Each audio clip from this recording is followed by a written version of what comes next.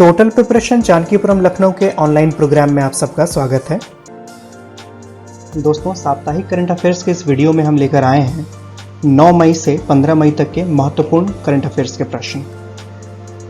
दोस्तों, वीडियो को शुरू करने से पहले यदि आपने अभी तक हमारे चैनल को सब्सक्राइब नहीं किया है तो कृपया चैनल को सब्सक्राइब करें और बेल आइकन पर क्लिक करना न भूलें। साथ ही साथ हमारे वीडियो को ज़्यादा से ज़्यादा शेयर करें, लाइक और कमेंट ज़रूर करें। तो चलिए शुरू करते हैं। पहला प्रश्न,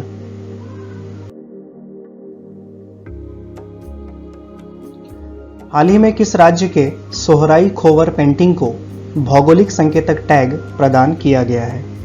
इसका सही उत्तर है झारखंड। झारखंड की सोहराई खोवर पेंटिंग को भौगोलिक संकेतक रजिस्ट्री यानी कि ज्योग्राफिकल इंडिकेशंस रजिस्ट्री द्वारा भौगोलिक संकेतक टैग दिया गया है। सोहराई खोवर पेंटिंग झारखंड की स्थानीय आदिवासी महिलाओं द्वारा बनाई गई एक पेंटिंग है जो एक पारंपरिक आनुष्ठानिक भित्ति चित्रकला है। इससे बनाने के लिए झारखंड के हजारीबाग जिले के क्षेत्र में मिलने वाली विभिन्न रंगों की स्थानीय और प्राकृतिक रूप से उपलब्ध मिट्टी का उपयोग किया जाता है। यह पेंटिंग मुख्य रूप से हजारीबाग जिले में ही प्रचलित है। हालांकि हाल के वर्षों में इसके प्रचार प्रसार के कारण इसे झारखंड के अन्य हिस्सों में भी बनाया जा रहा है। इसे परंपरागत रूप से मिट्टी के घरों की दीवारों पर चित्रित किया जाता था, किंतु अब इसे अन्य सतहों पर भी चित्रित किया जाता है। इस चित्रकला में लाइनों, बिंदुओं, जानवरों के चित्रों एवं पेड़ पौधों को प्रमुख स्थान दिया जाता है। यह धार्मिक प्रतिमा विधा यानी कि रिलीजियस आइकोनोग्राफी का प्रतिनिधित्व करती है। हमारा अगला प्रश्न है, हाल ही में तेलिया रुमाल को जीआई टैग दिया गया, यह किस राज्य से संबंधित है? इसका सही उत्तर है तेलंगाना। तेलंगाना के तेलिया रुमाल को भौगोलिक संकेतक यानी कि जीआई टैग दिया गया। तेलिया रुमाल केवल पारंपरिक हथकरघा प्रक्रिया का उपयोग करके बनाया जा सकता है और किसी भी अन्य यांत्रिक साधनों द्वारा नहीं, अन्यथा रुमाल की गुणवत्ता बहुत खराब हो जाएगी।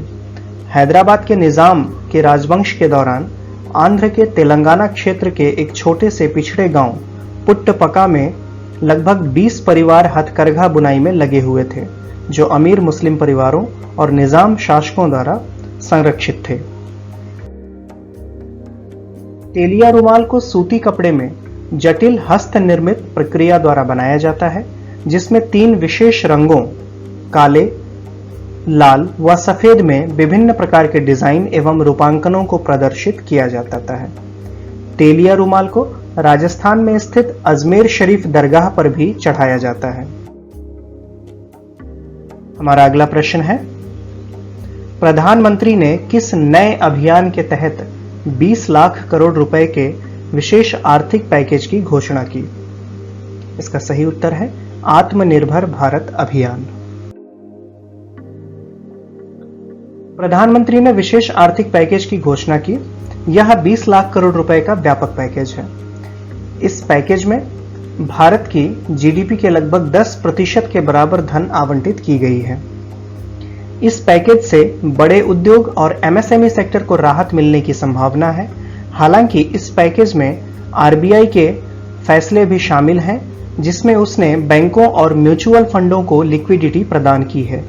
कई सारी योजनाओं को जोड़कर यह पैकेज बनाया गया है। प्रधानमंत्री ने कहा, वित्त मंत्री निर्मला सीतारमण देश को इसके बारे में विस्तार से बताएंगी। आत्मनिर्भर भारत के निम्नलिखित 5 मजबूत स्तंभ यानी कि पिलर होंगे, जिसका प्रधानमंत्री ने अपने वक्तव्य में जिक्र किया था। पहला पिलर होगा अर्थव्यवस्था यानी कि इकोनॉमी, जो इकोनॉमी में क्वांटम जंप लाएगी। दूसरा मजबूत स्तंभ होगा बुनियादी ढांचा यानी कि इंफ्रास्ट्रक्चर, जो आधुनिक भारत की पहचान बनेगा। तीसरा है तकनीकी आधारित सिस्टम यानी कि टेक्नोलॉजी ड्रिवन सिस्टम। चौथा है आबादी यानी कि वाइब्रेंट डेमोग्राफी, जो कि भारत की ताकत है। मांग यानी कि डिमांड, हमारी अर्थव्यवस्था के डिमांड और सप्लाई चेन के चक्र को पूरा करने की आवश्यकता है। आत्मनिर्भर भारत के ये 5 मजबूत स्तंभ होंगे। आत्मनिर्भर भारत के संकल्प में विशेषकर लोकल सामान खरीदने पर जोर दिया गया है, यानी कि वोकल फॉर लोकल का संकल्प प्रधानमंत्री जी ने दोहराया। आत्मनिर्भर भारत के संकल्प के लिए इस पैकेज में लैंड, लेबर, लिक्विडिटी और लॉज पर बल दिया गया है। हमारा अगला प्रश्न है, हाल ही में किस राज्य सरकार केरल सरकार के अनुसार रोग वाहकों जैसे वायरस, बैक्टीरिया आदि को घरों, कार्यालयों, दुकानों एवं अन्य संस्थानों में प्रवेश करने से रोकने के लिए केरल स्टेट क्वायर कॉरपोरेशन शीघ्र ही कोविड चटाई लॉन्च करेगा।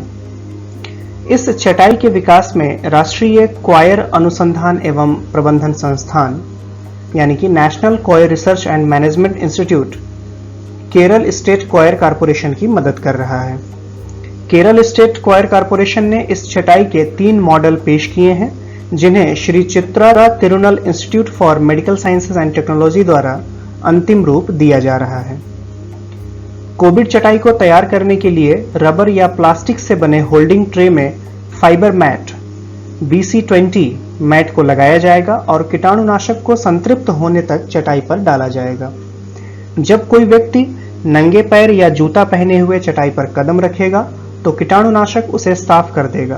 कोविड चटाई पर पानी एवं कीटाणुनाशक को प्रत्येक 3 दिन में बदलना होगा।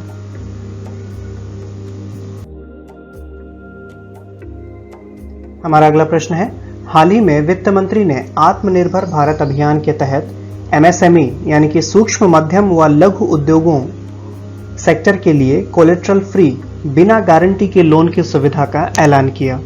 इसके तहत MSME उद्योगों को कितने रुपए तक का लोन बिना गारंटी के दिया जाएगा? इसका सही उत्तर है 3 लाख करोड़ रुपए। 12 मई को प्रधानमंत्री ने राष्ट्र के नाम अपने संबोधन में 20 लाख करोड़ रुपए के राहत पैकेज का ऐलान किया था। इस पैकेज के अंतर्गत 6 लाख करोड़ रुपए का डिटेल वित्त मंत्री निर्मला सीतारमण ने 13 मई को जारी किया, जिसमें उन्होंने 15 घोषणाएं की। अब MSME के लिए 3 लाख करोड़ का लोन दिया जाएगा, जो कोलेट्रल फ्री होगा, अर्थात इसके लिए कोई गारंटी नहीं देनी होगी, वह चाहे सर्विस सेक्टर का हो या मैन्युफैक्चरिंग सेक्टर का। 100% क्रेडिट गारंटी के साथ यह लोन 4 साल के लिए दिया जाएगा, जिसमें पहले 1 साल में मूलधन भी नहीं चुकाना होगा। ये सुविधा 31 अक्टूबर तक उपलब्ध रहेगी, जिससे MSME सेक्टर की 45 लाख यूनिट्स को फायदा होगा। यह MSME के लिए है जिनमें संकट से उबरने की गुंजाइश है, लेकिन लॉकडाउन के कारण जो परेशान हैं, उनके लिए 10,000 करोड़ का फंड और 50,000 करोड़ की इक्विटी लाई जाएगी। वित्त मंत्री की इस घोषणा के बाद MSME की परिभाषा भी बदली है। माइक्रो इंडस्ट्री, मैन्युफैक्चरिंग और सर्विस सेक्टर के लिए अब छोटे उद्योगों की परिभाषा एक ही कर दी गई है। माइक्रो यानी बेहद छोटे उद्योग वे कहलाएंगे जहां 1 करोड़ तक का निवेश है और 5 करोड़ तक का टर्नओवर है। निवेश की सीमा बढ़ाई गई है। पहले 25 लाख तक के निवेश को माइक्रो यूनिट कहते थे, अब 1 करोड़ तक के निवेश को माइक्रो यूनिट में शामिल किया जाएगा। सर्विस सेक्टर अब 10 लाख की जगह 1 करोड़ के निवेश पर भी माइक्रो यूनिट श्रेणी में ही रहेंगे। माइक्रो इंडस्ट्री के टर्नओवर का साइज बढ़ाकर 5 करोड़ तक कर दिया गया है। स्मॉल इंडस्ट्री, स्मॉल यानी छोटे उद्योग वे कहलाएंगे जिनमें 10 करोड़ तक का निवेश है और 50 करोड़ तक का जिनका टर्नओवर है। मीडियम इंडस्ट्री यानी कि मध्यम उद्योग, जिन उद्योगों में 20 करोड़ तक का निवेश और 100 करोड़ तक का टर्नओवर है, वे अब मीडियम यानी कि मझोले उद्योग कहलाएंगे। इससे अब अधिक उद्योग MSME के दायरे में आएंगे। एक अनुमान के अनुसार राष्ट्रव्यापी लॉकडाउन के कारण देश में अप्रैल महीने में 12.2 करोड़ लोगों को अपना रोजगार गंवाना पड़ा। उपभोक्ता मांग लगभग समाप्त हो गई। अतः इस पैकेज के माध्यम से सरकार का लक्ष्य दुनिया की 5वीं सबसे बड़ी अर्थव्यवस्था को कोरोना संकट से उबारते हुए पटरी पर लाना और आत्मनिर्भर बनाना है। हमारा अगला प्रश्न है, केंद्र सरकार ने कर विवादों के निपटान के लिए लाई गई विवाद से विश्वास योजना की अवधि बढ़ाकर कब तक कर दी है? जिसका सही उत्तर है 31 दिसंबर 2020। गौरतलब है कि विवाद से विश्वास योजना की घोषणा बजट 2020-21 में की गई थी। तब इस योजना की समय सीमा 30 जून 2020 तय की गई थी। अब इसकी समय सीमा बढ़ाकर 31 दिसंबर कर दी गई है। हमारा अगला प्रश्न है, केंद्र सरकार द्वारा one nation one ration card योजना को कब तक पूरी तरह से देश भर में लागू करने का लक्ष्य रखा गया है? इसका सही उत्तर है मार्च 2021। One nation one ration card, यह योजना मार्च 2021 तक देश में पूरी तरह से लागू हो जाएगी। इससे पहले अगस्त तक 23 राज्यों में 67 करोड़ गरीब परिवारों को राशन कार्ड पोर्टेबिलिटी का फायदा मिलेगा। अगस्त तक 83% आबादी इसके दायरे में आ जाएगी। यह योजना वर्तमान में 17 राज्यों में पायलट प्रोजेक्ट के तहत चलाई जा रही है। One nation one ration card योजना पूरी तरह से लागू हो जाने से प्रवासी मजदूरों और गरीब परिवारों को अपने राशन कार्ड के माध्यम से दूसरे राज्यों में किसी भी सार्वजनिक वितरण प्रणाली की दुकानों पर अनाज मिलना संभव हो सकेगा। गौरतलब है कि राष्ट्रीय खाद्य सुरक्षा अधिनियम 2013 के तहत लगभग 81 करोड़ लोगों को सब्सिडी वाले दर पर अनाज दिया जाता है। उन्हें 3 रुपए प्रति किलो चावल, 2 रुपए प्रति किलो के हिसाब से गेहूं और 1 रुपए प्रति किलो पर मोटे अनाज देने का प्रावधान किया गया है। राष्ट्रीय खाद्य सुरक्षा अधिनियम, सरकार ने संसद द्वारा पारित राष्ट्रीय खाद्य सुरक्षा अधिनियम 2013 को दिनांक 10 सितंबर 2013 को अधिसूचित किया था, जिसका उद्देश्य एक गरिमापूर्ण जीवन जीने के लिए लोगों को वहनीय मूल्यों पर अच्छी गुणवत्ता के खाद्यान्न की पर्याप्त मात्रा उपलब्ध कराते हुए उन्हें मानव जीवन चक्र दृष्टिकोण में खाद्य और पोषणिक सुरक्षा प्रदान करना है। इस अधिनियम में लक्षित सार्वजनिक वितरण प्रणाली यानी कि टारगेटेड पब्लिक डिस्ट्रीब्यूशन सिस्टम के अंतर्गत राज्य सहायता अर्थात सब्सिडी प्राप्त खाद्यान्न प्राप्त करने के लिए 75% ग्रामीण आबादी और 50% शहरी आबादी के कवरेज का प्रावधान है। इस प्रकार लगभग 2/3 आबादी कवर की जाएगी। मौजूदा अंत्योदय अन्न योजना परिवार जिनमें निर्धनतम व्यक्ति शामिल हैं 35 किलोग्राम खाद्यान्न प्रति परिवार प्रति माह प्राप्त करते रहेंगे। इस अधिनियम में महिलाओं और बच्चों के लिए पोषणिक सहायता पर भी विशेष ध्यान दिया गया है। गर्भवती महिलाएं और स्तनपान कराने वाली माताएं गर्भावस्था के दौरान तथा बच्चे के जन्म के 6 माह बाद भोजन के अलावा कम से कम 6,000 रुपए का मातृत्व लाभ प्राप्त करने की भी हकदार हैं।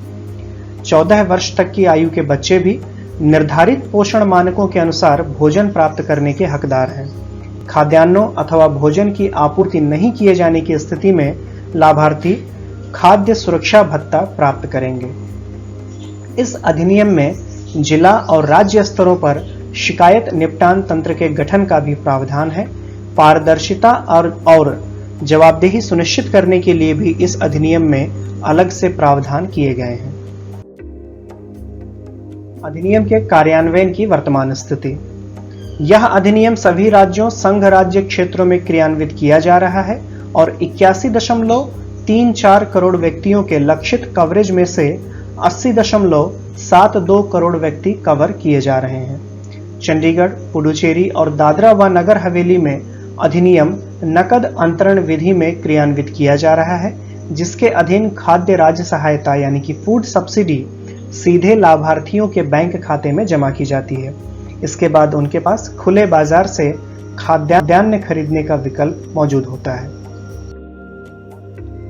हमारा अगला प्रश्न है, आत्मनिर्भर भारत अभियान पैकेज के तहत केंद्र सरकार ने किसानों को फसलों के लिए आपातकालीन कार्यशील पूंजी कोष के अंतर्गत कितनी राशि देने की घोषणा की है? इसका सही उत्तर है 30,000 करोड़। किसानों को फसलों के लिए 30,000 करोड़ का अतिरिक्त वर्किंग कैपिटल फंड जारी करने की घोषणा वित्त मंत्री निर्मला सीतारमण ने की। ये नाबार्ड अर्थात national bank for agriculture and rural development के माध्यम से सहकारिता और ग्रामीण बैंकों के जरिए दिया जाएगा। यह फंड सीमांत किसानों के लिए होगा। गौरतलब है कि जिन किसानों के पास 1 हेक्टेयर से कम कृषि योग्य भूमि होती है, ऐसे किसानों को सीमांत किसान कहा जाता है। ये सहायता राशि किसानों को दिए जाने वाले सालाना औसतन 90,000 करोड़ रुपए के अतिरिक्त होगी। इससे 3 करोड़ किसानों को फायदा होने का अनुमान है। गौरतलब है कि आत्मनिर्भर भारत अभियान पैकेज के तहत किसान क्रेडिट कार्ड का भी दायरा बढ़ा दिया गया है। 2.5 करोड़ नए किसानों को किसान क्रेडिट कार्ड दिया जाएगा और 2 लाख करोड़ रुपए के लोन दिए जाएंगे। इसमें पशुपालक और मछली पालक भी शामिल होंगे। World bank collection of development indicators के अनुसार 2019 में भारत में कृषि क्षेत्र में कुल रोजगार का 43.21% था। हमारा अगला प्रश्न है, ग्लोबल एनर्जी ट्रांजिशन इंडेक्स 2020 में भारत किस स्थान पर है? इसका सही उत्तर है 74वें स्थान पर है। विश्व आर्थिक मंच यानी कि वर्ल्ड इकोनॉमिक फोरम द्वारा जारी वैश्विक ऊर्जा संक्रमण सूचकांक में भारत 76वें स्थान पर है। भारत ने पिछले सूचकांक की तुलना में 2 स्थान की छलांग लगाई है। विश्व आर्थिक मंच द्वारा जारी सालाना सूचकांक के नए संस्करण में स्वीडन इस वर्ष भी शीर्ष पर बना हुआ है। जेनेवा, स्विट्जरलैंड स्थित विश्व आर्थिक मंच द्वारा संकलित इस वार्षिक सूची में 115 अर्थव्यवस्थाओं को स्थान दिया गया है कि वे ऊर्जा सुरक्षा तथा पर्यावरणीय स्थिरता और सामर्थ्य के मार्ग को संतुलित करने में कितने सक्षम हैं। रिपोर्ट में उल्लिखित है कि भारत उच्च प्रदूषण स्तर वाले देशों में शामिल है और इसकी ऊर्जा प्रणाली में अपेक्षाकृत उच्च कार्बन डाइऑक्साइड तीव्रता है। स्वीडन के बाद इस सूचकांक में दूसरे स्थान पर स्विट्जरलैंड और तीसरे स्थान पर नॉर्वे है। ब्रिक्स देशों में सूचकांक में भारत से बेहतर सिर्फ ब्राजील की स्थिति है, जिसे 46वां स्थान हासिल हुआ है। हालांकि भारत उन चुनिंदा 5 देशों में से एक है जिनका स्थान पिछले सूचकांक की तुलना में बेहतर हुआ है। इस सूचकांक में ब्रिटेन 7वें स्थान पर, सिंगापुर 13वें स्थान पर, जर्मनी 17वें स्थान पर, जापान 18वें स्थान पर और अमेरिका 27वें स्थान पर है। इस इंडेक्स के माध्यम से यह बताने की कोशिश होती है कि कोई भी देश जीरो कार्बन उत्सर्जन के लिए अपने एनर्जी सेक्टर को कैसे ट्रांसफर कर रहा है। भारत ने एलईडी बल्ब, स्मार्ट मीटर की थोक खरीद और उपकरणों की लेबलिंग के लिए कार्यक्रम शुरू करके अपने ऊर्जा कार्यक्रम का विस्तार किया है। हमारा अगला प्रश्न है, हाल ही में समाचारों में रहा इंडिया इंटरनेशनल एक्सचेंज लिमिटेड किस भारतीय स्टॉक एक्सचेंज की एक सहायक कंपनी है? इसका सही उत्तर है Bombay stock exchange. India international exchange limited यानी कि इंडिया आईएनएक्स भारत का पहला अंतर्राष्ट्रीय स्टॉक एक्सचेंज है जो Gujarat international finance tech city में स्थित है और यह बॉम्बे स्टॉक एक्सचेंज की सहायक कंपनी है। हाल ही में केंद्रीय वित्त मंत्री ने जीआईएफटी सिटी गांधीनगर में 2 अंतर्राष्ट्रीय एक्सचेंज इंडिया आईएनएक्स और एनएसई आईएफएससी पर रुपए-डॉलर वायदा और विकल्प अनुबंध को शुरू किया। हमारा अगला प्रश्न है, केंद्रीय रक्षा मंत्रालय ने एयरफील्ड के बुनियादी ढांचे के आधुनिकीकरण के लिए भारत की किस पावर फर्म के साथ अनुबंध किया है? इसका सही उत्तर है टाटा पावर। 8 मई 2020 को रक्षा मंत्रालय ने टाटा पावर एसईडी यानी कि स्ट्रेटेजिक इंजीनियरिंग डिवीजन के साथ भारतीय वायुसेना की 37 एयरफील्ड के बुनियादी ढांचे के आधुनिकीकरण के लिए एक अनुबंध पर हस्ताक्षर किए। इस परियोजना की लागत लगभग 1200 करोड़ रुपए है। एयरफील्ड के अधोसंरचना के आधुनिकीकरण के चरण 1 के तहत भारतीय वायुसेना के एयरफील्ड को अपग्रेड किया गया था। इस कार्यक्रम के चरण 2 के तहत अनुबंध पर हस्ताक्षर किए गए हैं, जिसके तहत नेविगेशनल एड्स और इंफ्रास्ट्रक्चर का उन्नयन यानी कि अपग्रेडेशन किया जाएगा। हमारा अगला प्रश्न है, हाल ही में सुर्खियों में रहा कोविड कवच एलिसा क्या है? इसका सही उत्तर है कोविड-19 परीक्षण किट।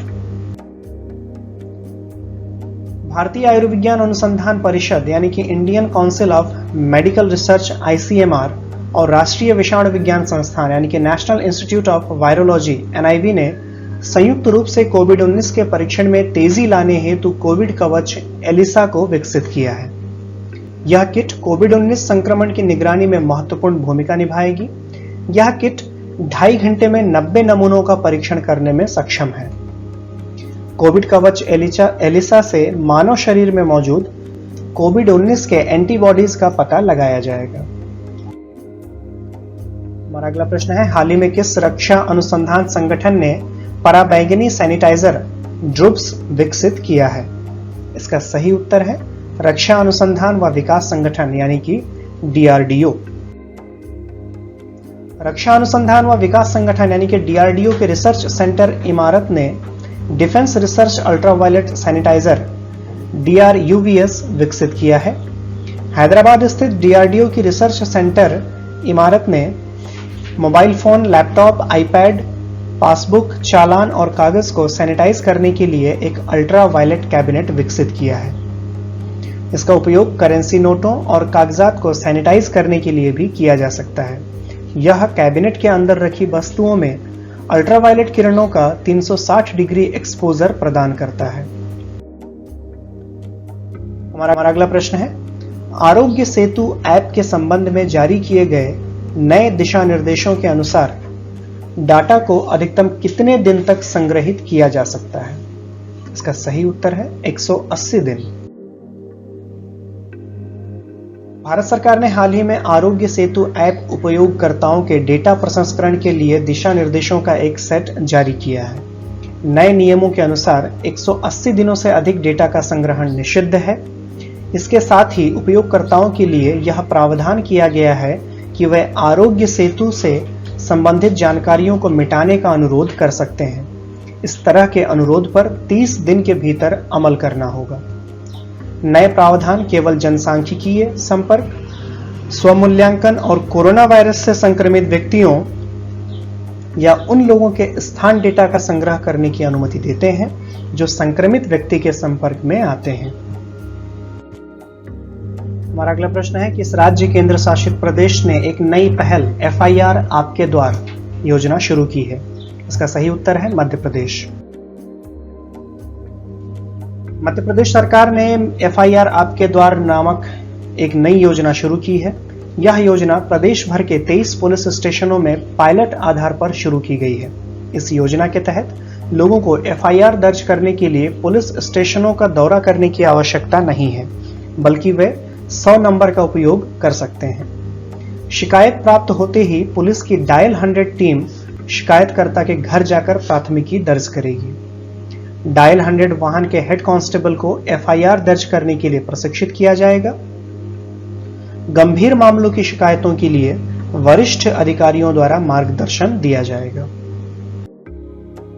हमारा अगला प्रश्न है, केंद्रीय मानव संसाधन मंत्री द्वारा ओडिशा के केंद्रीय विश्वविद्यालय के छात्रों के लिए शुरू की गई हेल्पलाइन का नाम क्या है? इसका सही उत्तर है भरोसा। केंद्रीय मानव संसाधन विकास मंत्री रमेश पोखरियाल निशंक ने हाल ही में नई दिल्ली में एक आभासी मंच के माध्यम से ओडिशा केंद्रीय विश्वविद्यालय हेल्पलाइन का शुभारंभ किया। हेल्पलाइन नंबर 080468011010 का उद्देश्य कोविड-19 महामारी के कठिन समय के दौरान छात्र समुदाय की परेशानियों को दूर करना है। इस हेल्पलाइन का उद्देश्य ओडिशा के सभी विश्वविद्यालयों के छात्रों को संज्ञानात्मक, भावनात्मक पुनर्वास सेवाएं प्रदान करना है। इस अवसर पर ओडिशा के राज्य मंत्री उच्च शिक्षा विभाग ओडिशा सरकार डॉक्टर अरुण कुमार साहू भी उपस्थित थे। कार्यक्रम का समन्वय ओडिशा केंद्रीय विश्वविद्यालय के कुलपति प्रोफेसर आई रामा ब्रह्मम द्वारा किया गया।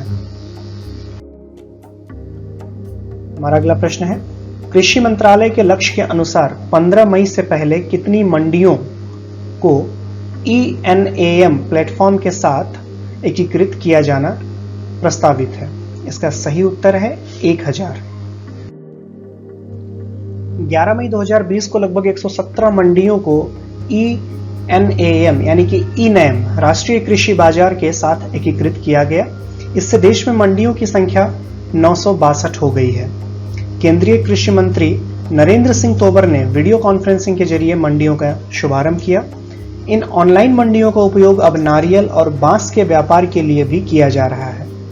वर्तमान में इस मंच के माध्यम से 150 वस्तुओं का कारोबार किया जा रहा है। इसमें तेल के बीज, सब्जियां, फल, फाइबर और खाद्यान्न शामिल हैं। हमारा अगला प्रश्न है, India state level disease burden initiative के अनुसार भारत में 5 साल से कम आयु के 68% बच्चों की मृत्यु का कारण क्या है? इसका सही उत्तर है बाल एवं मातृ कुपोषण। India state level disease burden initiative शीर्षक वाली लैंसेट रिपोर्ट के अनुसार भारत में 5 साल से कम आयु के 68% बच्चों की मौत का कारण बाल और मातृ कुपोषण है। इस रिपोर्ट में 2000 के बाद से भारत में बाल मृत्यु दर के जिला स्तरीय रुझानों का पहला व्यापक अनुमान किया गया है। इस रिपोर्ट में यह भी बताया गया है कि 83% नवजातों की मृत्यु जन्म के समय कम वजन और अल्पावधि गर्भ के कारण हुई। हालांकि देश भर में बाल मृत्यु दर में वर्ष 2000 से 2017 तक सुधार हुआ है, लेकिन विभिन्न जिलों के बीच असमानताएं भी बढ़ी हैं। हमारा अगला प्रश्न है, टीवीएस समूह और सुंदरम मेडिकल फाउंडेशन ने किस संस्था के साथ मिलकर द सुंदरम वेंटागो नामक श्वसन यंत्र विकसित किया? इसका सही उत्तर है आईआईटी चेन्नई। टीवीएस समूह और सुंदरम मेडिकल फाउंडेशन ने आईआईटी चेन्नई के साथ मिलकर द सुंदरम वेंटागो नामक एक स्वचालित श्वसन सहायता उपकरण विकसित किया है। इस उपकरण को एमआईटी बोस्टन जैसे संस्थानों के मार्गदर्शन के साथ साथ चेन्नई मेडिकल कॉलेज एवं कावेरी अस्पताल जैसे संस्थाओं के सहयोग से विकसित किया गया है। हमारा अगला प्रश्न है, हाल ही में समाचारों में रहा भारतीय सांस्कृतिक संबंध परिषद किस केंद्रीय मंत्रालय के अधीन एक स्वायत्त संगठन है? इसका सही उत्तर है भारतीय विदेश मंत्रालय। भारतीय सांस्कृतिक संबंध परिषद यानी कि आईसीसीआर केंद्रीय विदेश मंत्रालय का एक स्वायत्त संगठन है। इसका मुख्य उद्देश्य अन्य देशों के साथ सांस्कृतिक संबंध स्थापित करना है। हाल ही में आईसीसीआर ने यूनाइटेड वी फाइट नामक एक गीत जारी किया, जिसमें उषा उथुप और जो अल्वारेस जैसे प्रसिद्ध संगीतकारों ने कार्य किया है। यह गीत जो अल्वारेस द्वारा लिखा गया और संगीतबद्ध किया गया है। देश भर के कई प्रसिद्ध गायकों द्वारा इसमें अपनी आवाज दी गई है। हमारा अगला प्रश्न है, हाल ही में घोषित 20 लाख करोड़ के आर्थिक प्रोत्साहन पैकेज में डिस्कॉम्स अर्थात डिस्ट्रीब्यूशन कंपनी इन इंडिया वितरण कंपनियों के लिए आवंटित तरलता राशि कितनी है? इसका सही उत्तर है 90,000 करोड़ रुपए। केंद्रीय वित्त मंत्री ने डिस्कॉम कंपनियों के लिए 90,000 करोड़ रुपए की एक मुश्त राशि की घोषणा की। इसका उपयोग केंद्रीय सार्वजनिक क्षेत्र की बिजली उत्पादन कंपनियों, ट्रांसमिशन कंपनियों, स्वतंत्र बिजली उत्पादकों और नवीकरणीय ऊर्जा जनरेटर का भुगतान करने के लिए किया जाएगा। राज्य सरकारों द्वारा इस निधि के लिए गारंटी प्रदान करने की संभावना है। हमारा अगला प्रश्न है, प्रधानमंत्री द्वारा घोषित आर्थिक पैकेज के अनुसार टैक्स डिडक्टेड एट सोर्स और टैक्स कलेक्टेड एट सोर्स यानी कि टीडीएस और टीसीएस की दरों में कितने प्रतिशत की कमी की गई है? इसका सही उत्तर है 25%। केंद्रीय वित्त मंत्री निर्मला सीतारमण ने हाल ही में गैर व्यक्तियों द्वारा ब्याज, लाभांश, किराए के भुगतान और अन्य भुगतान सहित कुछ भुगतानों के लिए टीडीएस और टीसीएस दरों को कम करके 50,000 करोड़ रुपए की तरलता का प्रस्ताव किया। निवासियों को किए गए गैर वेतनभोगी भुगतानों के लिए स्रोत पर कर कटौती की दरें और प्राप्तियों के लिए स्रोत पर कर संग्रह की दरों में 25% की कमी की जाएगी। दरों में यह कमी 14 मई 2020 से 31 मार्च 2021 तक प्रभावी होगी। हमारा अगला प्रश्न है, शंघाई सहयोग संगठन यानी कि एससीओ के शिखर सम्मेलन 2020 का आयोजन किस शहर में किया जाएगा? इसका सही उत्तर है सेंट पीटर्सबर्ग।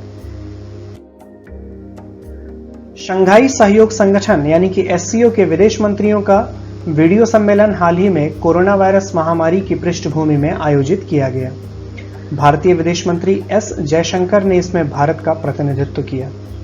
इस बैठक में विदेश मंत्रियों ने कोविड-19 संकट और समन्वय के प्रयासों पर चर्चा की। उन्होंने संकट के सामाजिक और आर्थिक परिणामों और इससे निपटने के तरीकों के बारे में भी चर्चा की। कोविड-19 के अलावा अफगानिस्तान की वर्तमान स्थिति, द्वितीय विश्व युद्ध की आगामी 75वीं वर्षगांठ और संयुक्त राष्ट्र की 75वीं वर्षगांठ के बारे में भी चर्चा की गई। इसके अलावा सेंट पीटर्सबर्ग रूस में एससीओ शिखर सम्मेलन की तैयारियों पर भी चर्चा की गई। एससीओ के वर्तमान में 8 सदस्य देश हैं, जिनमें भारत, कजाकिस्तान, किर्गिस्तान, चीन, पाकिस्तान, रूस, ताजिकिस्तान और उज्बेकिस्तान शामिल हैं। एससीओ शिखर सम्मेलन जुलाई 2020 में रूस के शहर सेंट पीटर्सबर्ग में आयोजित किया जाना प्रस्तावित है। यह meeting the heads of state meet for 2020 नाम से आयोजित की जाएगी।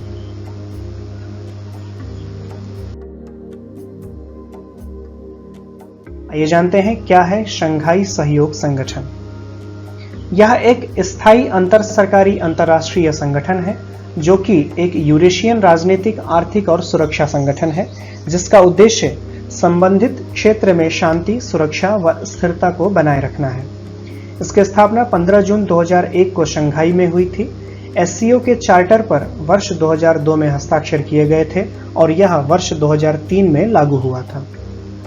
यह चार्टर एक संवैधानिक दस्तावेज है जो संगठन के लक्ष्यों व सिद्धांतों आदि के साथ इसकी संरचना तथा प्रमुख गतिविधियों को रेखांकित करता है। रूसी और चीनी एससीओ की आधिकारिक भाषाएं हैं।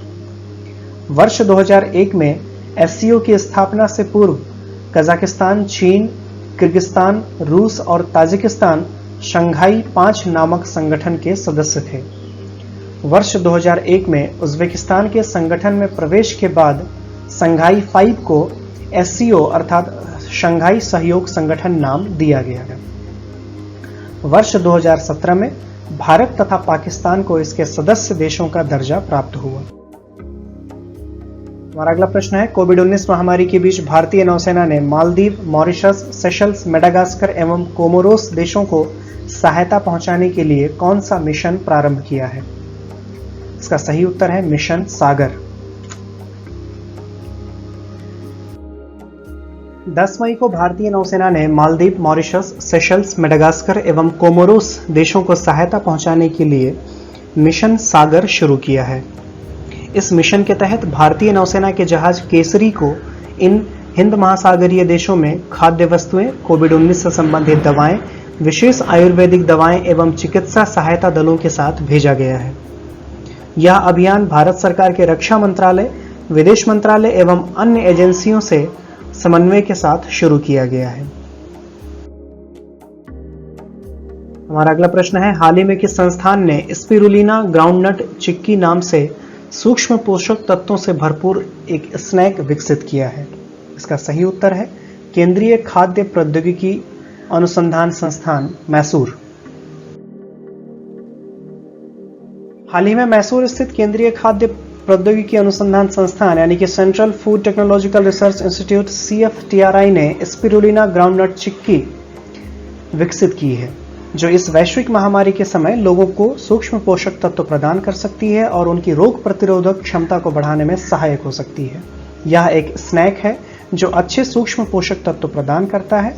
चिक्की को तैयार करने के लिए स्पिरुलिना के साथ साथ स्वादिष्ट एवं पौष्टिक मूंगफली का उपयोग किया गया है, जो विटामिन ए, बी कैरोटीन एवं आसानी से पचने वाले एल्गल प्रोटीन जैसे सूक्ष्म पोषक तत्वों से भरपूर है।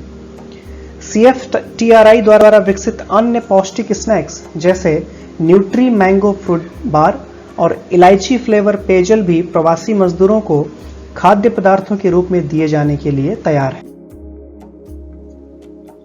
स्पिरुलिना, आइए जानते हैं क्या है स्पिरुलिना। स्पिरुलिना ताजे एवं खारे जल दोनों में विकास करने वाला जीव है। यह एक प्रकार का साइनोबैक्टीरिया है जो एकल कोशिका वाले रोगाणुओं के परिवार से है, जिसे अक्सर नीले हरे शैवाल के रूप में जाना जाता है। इसका उपयोग आहार पूरक या भोजन के रूप में किया जाता है। इसे जलीय कृषि, मछली घर और मुर्गी पालन उद्योगों में भी भोजन के पूरक के रूप में प्रयोग में लाया जाता है। सामान्य पौधों की तरह साइनोबैक्टीरिया सूर्य के प्रकाश की उपलब्धता में प्रकाश संश्लेषण की प्रक्रिया के माध्यम से स्वयं ऊर्जा का उत्पादन कर सकता है। इसी के साथ हमारा करंट अफेयर्स का ये वीडियो समाप्त होता है। हमारे साथ अंत तक बने रहने के लिए आपका बहुत बहुत धन्यवाद। कृपया हमारे वीडियो को लाइक और शेयर करना ना भूलें। साथ ही करंट अफेयर्स एवं अन्य विषयों से संबंधित आगामी वीडियो की जानकारी तुरंत प्राप्त करने के लिए हमारे चैनल को सब्सक्राइब करें तथा बेल आइकन पर जरूर क्लिक करें। धन्यवाद।